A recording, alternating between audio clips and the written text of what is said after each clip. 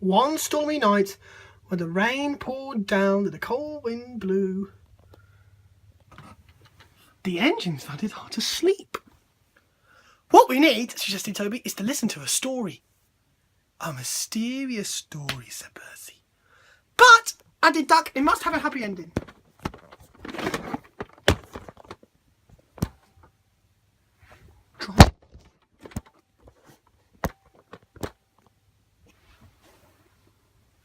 Driver told me a story, said Luke.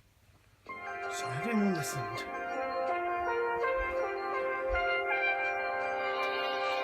Once upon a time.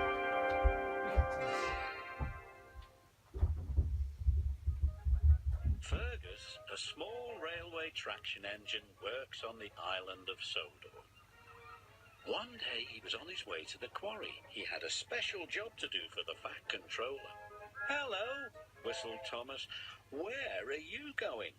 "To the quarry," Fergus chuffed happily. "Watch out for the twins," said Thomas. "They love to make mischief. I won't let young rascals rattle me." "You don't know the twins like I do," warned Thomas. Fergus arrived at the quarry. He went to work with Mavis and the twins. "I'm afraid the trucks are in a mess," said Mavis. "Not to worry. We'll sort them out." Bill and Ben were delighted. "Now we'll have some fun," whistled Ben. "We'll have the old boiler in a spin," steamed Bill. Fergus liked helping Mavis, but he didn't like the way the twins were behaving one bit. Bill banged his trucks hard. Some rocks fell onto the track. "Do it right," Fergus ordered. Bill didn't like being ordered about by a traction engine. "Don't interfere," he snapped back. Then Ben pushed his trucks to block the line. Fergus was stuck. "Out of my way," steamed Fergus, but Ben just grinned. The next day, the men were blasting rock. "Wait for the all clear signal," Fergus called to Bill and Ben. "Do it right." "There he goes again," puffed Bill. "Do it right from morning till night. Keep your funnel out of our quarry," puffed Ben. The quarry master sent Bill and Ben to collect a rock crusher from the harbour. Fergus was left in peace with Mavis.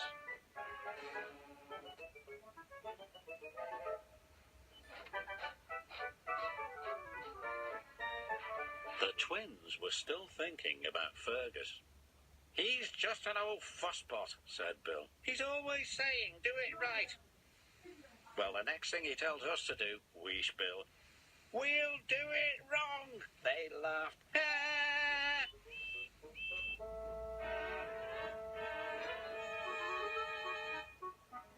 Bill and Ben steamed back to the quarry.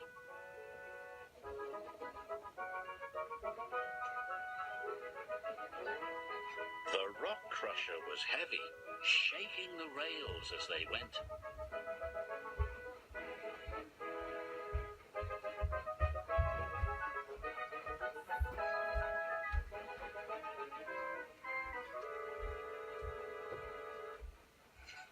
"The blasting has made that rock face unsafe," warned Fergus. "Don't go near it.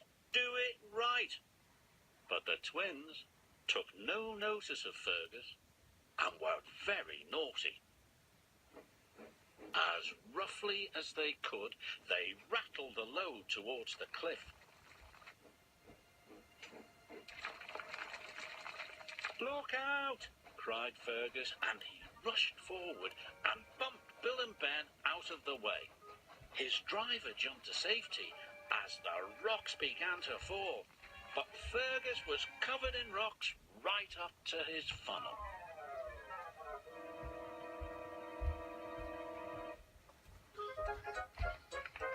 It took a long time to dig him out, and no one worked harder to help than Bill and Ben. At last, Fergus was free. Bill and Ben were ashamed. "We shouldn't have been so naughty," said Bill. "We're very sorry," added Ben. "Good," smiled Fergus. "From now on, we can all do it right together."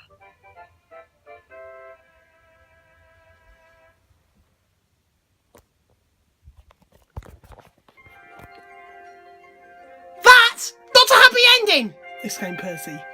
Ah, murmured Thomas sleepily. There will be, but that'll have to wait till next time. It was a beautiful moonlit night on the island of Sodor. The day's work was done, and all the engines puffed safely home. Thomas, whispered Percy, do you finish the end of the story? You mean the one about Fergus and the railway traction engine? Exactly, said Henry. But, added James, please remind us of the story so far. So Luke began telling the story of Fergus breaks the rules. Fergus runs away and becomes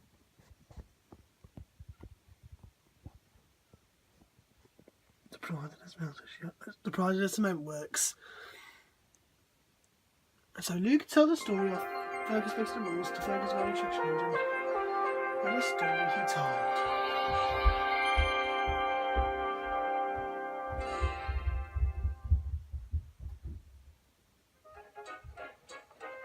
Thomas and Fergus, the traction engine, are friends. Fergus is the pride of the cement works.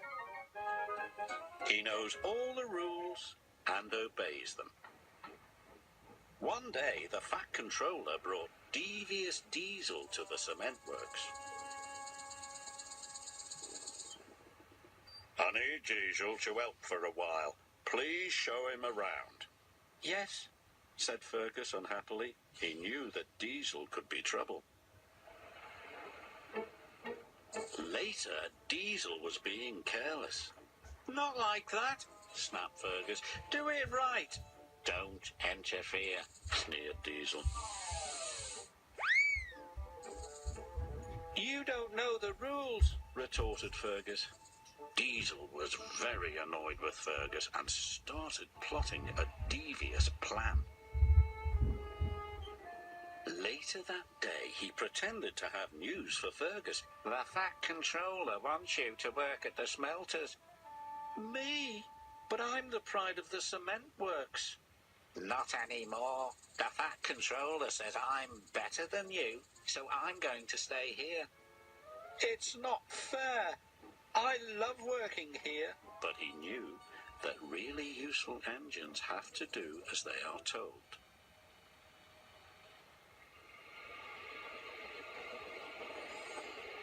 Fergus and his driver arrived at the smelters. "I want to go back to the cement works," wailed Fergus. "None of the other engines like coming here. It's so scary." "You're right," said his driver. Just then, the scrap Diesels arrived. "Hello, are you happy to be here?" "No," cried Fergus. His driver was scared too. "Come on, Fergus, we're going to escape." And for the first time, Fergus broke the rules. The Fat Controller was enjoying a tasty supper of kippers when he heard that Fergus was missing. "That's not like Fergus. There must be something wrong. I will send Thomas to look for him." Fergus and his driver turned onto a disused track to find a place to hide. Fergus was frightened.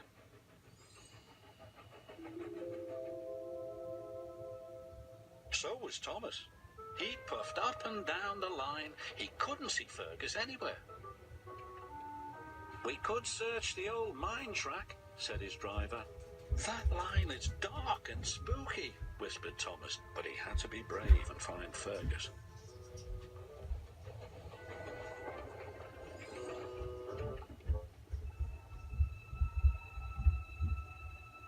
Fergus was on a siding. His fire had gone out.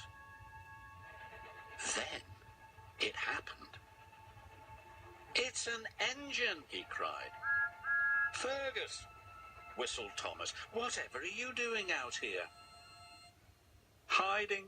Don't want to work at the smelters. The Fat Controller is going to be cross with me. He's not, cried Thomas. He's worried about you. Really? Of course, puffed Thomas. Fergus felt better. Thomas pulled Fergus all the way to the smelter's yard, where he knew the Fat Controller was waiting.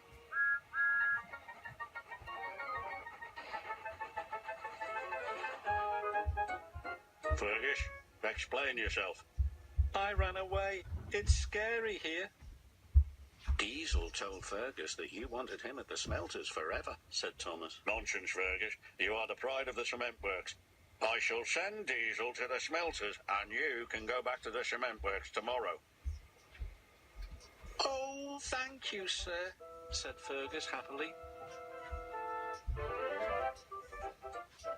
Fergus knew he had a good friend in Thomas, and he was still the pride of the cement works.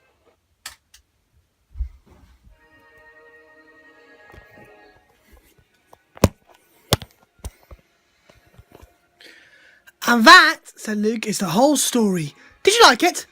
Yes, indeed, agreed the ancients, especially the happy ending. And soon they were all asleep too. One morning, Percy was impatient. He has a new coat of paint and longed for everyone to see it. The orange is still dozing, but not Percy. Driver says she should be here by now. He is sure to be awakened. What's he doing? Sleeping, grunted Gordon. But that means I'll be late. The coach will be waiting and the passengers will get cross. Rubbish, puffed Henry. It's still early, added James. You just want to show off. No, I don't. Never mind, said Thomas, it's time for work. But be careful and the Stormy will be in danger. And Fergus is not here to save you. Fergus? Started Toby. Do you mean a hero? A large print picture of Fergus hung in Luke's room. A very same, said Luke. Fergus is not come to Sodor in Salty Stormy Tale. It's at the smelter's yard. Salty can rescue him. He tells you a story of Fergus for Salty Stormy Tale. Driver told me the story. Listen. And this is the story of what Luke told of Salty Stormy Tale.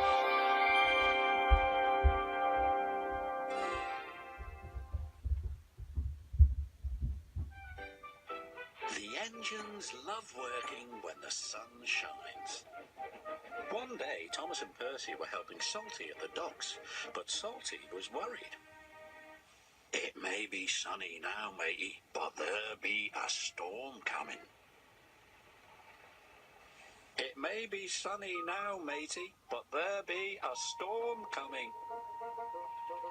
There be a fierce storm on the way, Captain, peeped Percy. Salty knew they were making fun of him. He felt sad. Later, the Fat Controller arrived. I want you to fetch Fergus from the smelters. His driver doesn't know the line. Aye, aye, sir, replied Salty sadly. Salty was glad he was going to the smelters. He didn't want to stay where he wasn't liked. What's wrong? Asked Emily. Nobody likes being made fun of by silly tank engines. Goodbye. Emily knew she had to find Thomas and Percy immediately.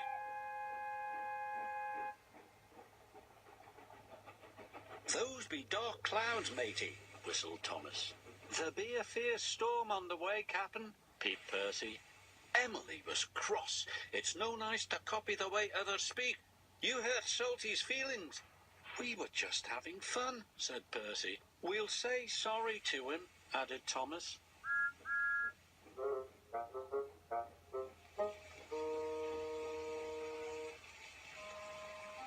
But Salty was nowhere to be found. Thomas and Percy were worried. Fergus was waiting for Salty when he arrived at the smelters. Right on time, congratulated Fergus. Aye, but there's a storm coming, said Salty. We must hurry. Soon they were hooked up and on their way home. Salty was right about the storm. It was a fierce one. The ships at sea depend upon the lighthouse to keep them safely off the rocks. But now there was trouble.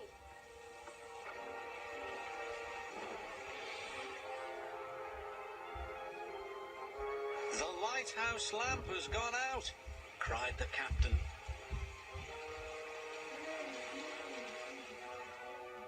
Salty and Fergus were fighting their way back through the wind and rain.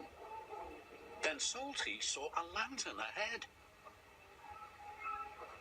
The lighthouse keeper was waiting for him.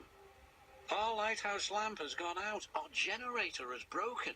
Salty had an idea. Fergus has a flywheel. It could power the generator. Hurry, shouted the lighthouse keeper. Fergus's flywheel was attached to the generator shaft. Without the lighthouse, the ship was steaming towards the rocks. Fergus was working as fast as he could. Finally, the generator came back to life. The lighthouse beam shone across the stormy sea once more, just in time. Hard a starboard, matey.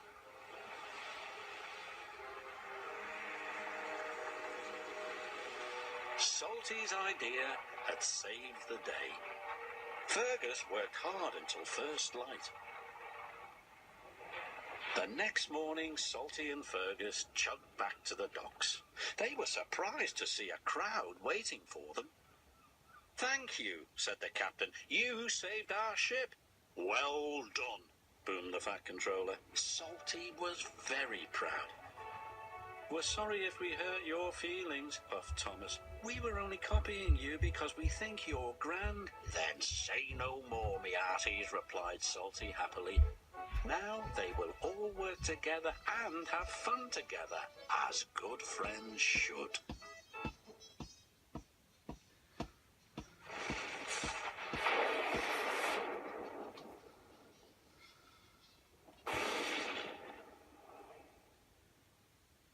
Time for a song! The box wasn't actually ran away!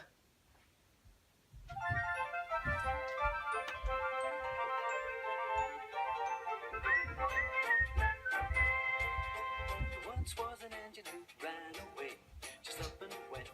Ran away, stacked up, stand up, and headed on the line. Toot toot, Farewell, goodbye. You overheard the wicked old diesel say he was heading for the scrapyard any day. he didn't want to wait for the fateful days. So the little old engine ran away. We huffed and he puffed, his wheels started turning. He chuffed and he chuffed to see the firebox burning. He slipped his brake, then his whistle high. Toot toot, farewell, goodbye. And the little old engine ran away. Just up and went, and ran away, ran away. Didn't feel part of the railway. So the little old engine ran away.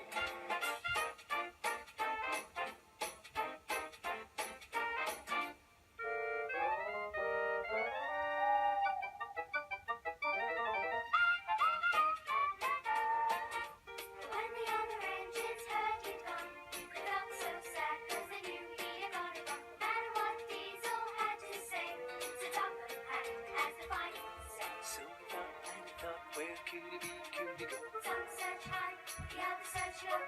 Where's he roam? Where's he roam? Gotta bring a little engine home. So they all went out to Look around, far and wide, and up and down. no matter where they searched, no one seemed to know. Where did The little old engine go? Thomas finally tracked him down.